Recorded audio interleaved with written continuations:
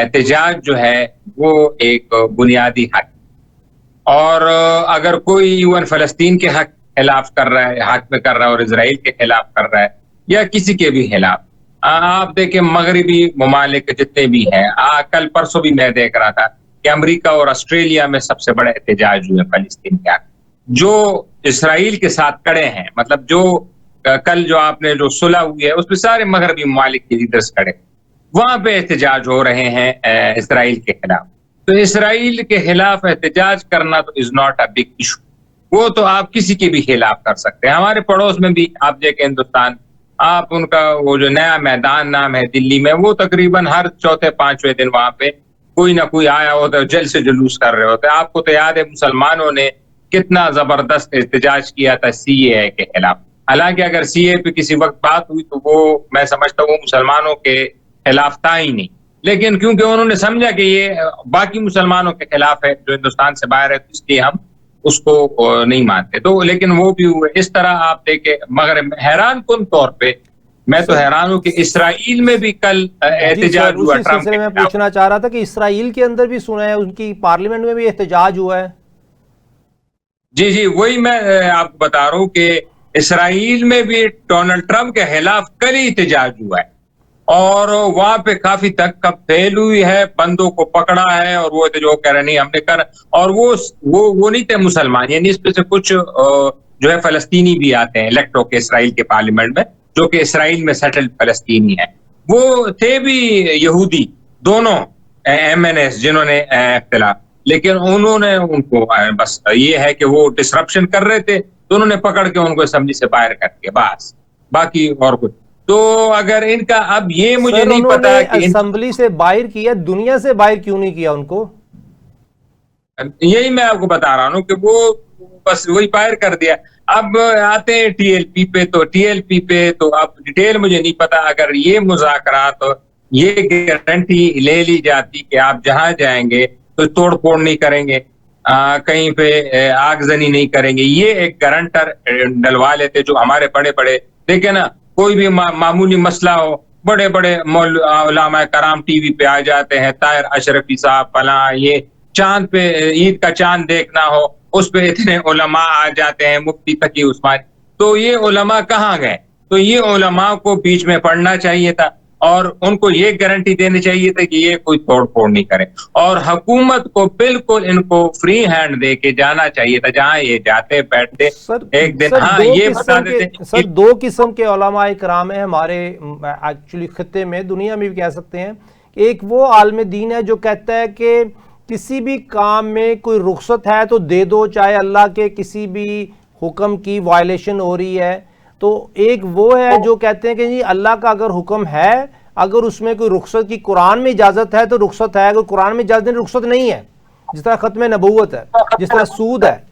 لیکن پھر بھی علماء کرام رخصت کے تحت تو کام اپنے دنیاوی بینیفٹ کے لیے کام کر رہے ہوتے ہیں، لیکن اس وقت حلال امر کا چاند دیکھنا ہے تو ہم نے ٹی وی پہ آنا ہے کیونکہ ہمیں اس کی فیس بھی ملنی ہے، ہم پے رول پہ بھی ہیں، ہم برانڈ بھی بنیں گے، لیکن اس وقت یہ معاملہ سینسٹیو تھا، ختم نبوت کا تھا، اور ایک احتجاج تھا، یکجہتی ریلی تھی، حالانکہ پرامن ہی ہوتی ہے نارملی ان لوگوں کی ریلی، پھر بھی ان دوستوں کو موقع نہیں دیا گیا۔ میرا سوال یہ ہے کہ کہیں یہ کوئی پلان تو نہیں تھا کہ یہ نکلیں گے اور ان کو ختم کرنا ہے، ان کو ختم کرنا ہے، بائی آل مین ختم کرنا ہے، اسی سلسلے میں ان کو یہ موقع ملا اور انہوں نے اس کو ختم کر دیا، اللہ معاف کرے 500 شہادتیں کر دیں۔ اب اس سلسلے میں کہیں یہ کوئی ڈکٹیشن تو نہیں آئی ہماری حکومت کو؟ میرا اپنا خیال ہے، گمان ہے کہ یہ پلان نہیں ہو، مطلب حکومت جیسی بھی ہے وہ پلان کر کے اپنے شہریوں کو نہیں ماری، یہ میں کہتا ہوں یہ نااہلی۔ ہماری حکومت دیکھیں نا، ابھی بھی جو آپ دیکھ رہے ہیں دنیا میں، ہمارے مغرب سے ہم پہ حملے ہو رہے ہیں، مشرق سے ہو رہے ہیں، ہر جگہ سے ہمیں تنگ کیا جا رہا ہے، دوست کچھ ناراض ہیں، کچھ خوش ہیں، جو خوش بھی ہیں اس پہ بھی عوام سوال اٹھا رہے ہیں کہ یہ کیوں خوش ہیں، تو یہ حکومت کی نااہلی ہے، کھلی نااہلی ایسے کہ انہوں نے ہر چیز کو مس ہینڈل کیا ہے۔ آپ کو یاد نہیں ہے لال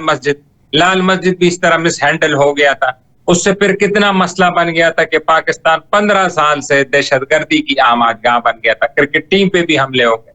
تو یہ ان کی نااہلی ہے، نااہلی اس سینس میں کہ میرے خیال ان کی گرومنگ ہونی چاہیے، ان کی ٹریننگ، کرائسس مینجمنٹ سے نکلنا کیسے ہے یہ ہونی چاہیے، کیونکہ ابھی تک تو ہم وہ گسا پٹا انگریزوں کا نظام، تعلیمی نظام پڑھ رہے ہیں. ہماری گرومنگ نہیں ہو رہی. سر ہماری اس میں سر میں ایک چھوٹا سا واقعہ سناتا ہوں. ایک ہمارے ایک دوست سے ہماری ملاقات ہوئی،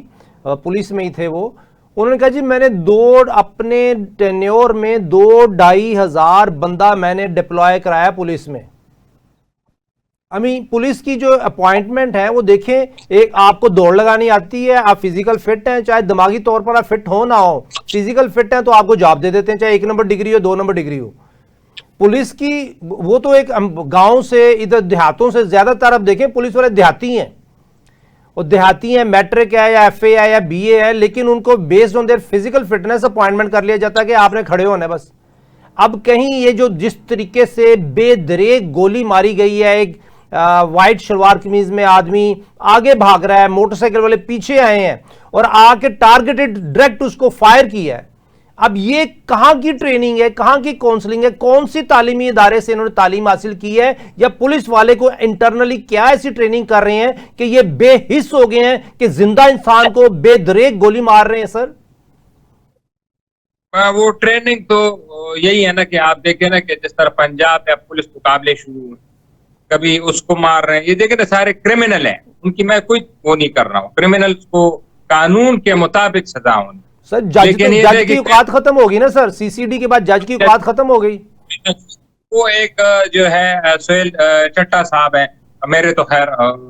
جاننے والے ہیں، وہ لگے ہوئے ہیں. وہ اب یہ جو لڑکے ہیں، کیونکہ یہ تو میرے ہم عمر ہی ہے نا سارے، یہ لڑکے ہوتے ہیں میرے، کیونکہ فادر بھی لائے پولیس میں، انہوں نے تو ماشاءاللہ ان جگہوں پہ سرو کیا جہاں ٹی ٹی پی بڑا ایکٹیو تھا اور حملے کرتے تھے وہ، اور پنجاب میں بھی. اب یہ جو لڑکے ہوتے ہیں نا، یہ بیچارے ان کے ساتھ مسئلہ یہ ہو جاتا ہے کہ یہ طاقت میں بہہ جاتے، اور پھر یہ دیکھیں نا یہ انہوں نے جو کر رہے ہیں، یہ تو کر رہے ہیں نا. یہ آپ کو یاد ہے کہ نصیر اللہ بابر کے زمانے میں کراچی میں بڑا آپریشن ہوا، اور سارے پولیس ایس ایچ او سے لے کے ایس پی تک، ایس ایچ او کی بات کر وہ ڈائریکٹ نصیر اللہ بابر کے ساتھ، اور وہ وہاں پہ سے کال ہوتی تھی اور وہاں پہ آپریشن ہوتے. آپ کو پتا ہے جب مشرف آیا، ان پولیس والوں میں، یہ ریکارڈ کا حصہ، ان پولیس والوں میں صرف ایک بچ گیا تھا، وہ جو ایس پی تھا، چودھری نام تھا ان کا، وہ کوئٹہ ٹرانسفر ہو گیا. باقی ساروں کو مار دیا گیا کیونکہ جب ان کی حکومت آئی. تو یہ تو دیکھیں نا، یہ تو تنظیمیں ہیں، یہ حکومتیں ہیں، یہ تو نوٹ کرتی ہیں یہ چیز.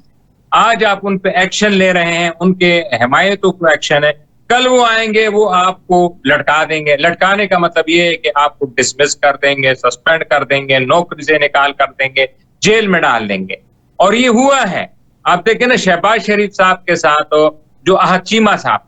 یہ جو ابھی سارا سرکار چلا رہے ہیں، ان کے سیکٹری اسٹیبلشمنٹ ہے، وہ کتنے سال جیل میں رہے آپ کو پتا ہے، عمران خان کی حکومت. جی جی. باقی ان کو سمجھنا چاہیے، ان کو ریاست کے ساتھ ہونا چاہیے، ان کو کسی پارٹی کا اعلی کار نہیں بننا چاہیے، کیونکہ یہ اپنی زندگی کو مشکل بنائیں گے. جب آپ سرکار کے ساتھ، ریاست کے ساتھ ہوں گے اور سرکار کے ایما پہ نہیں چلیں گے کہ سرکار کے جو موٹیوز ہیں، اور اس کو آپ کہیں گے گڈ کس. میں ایسے کئی افسران کو جانتا ہوں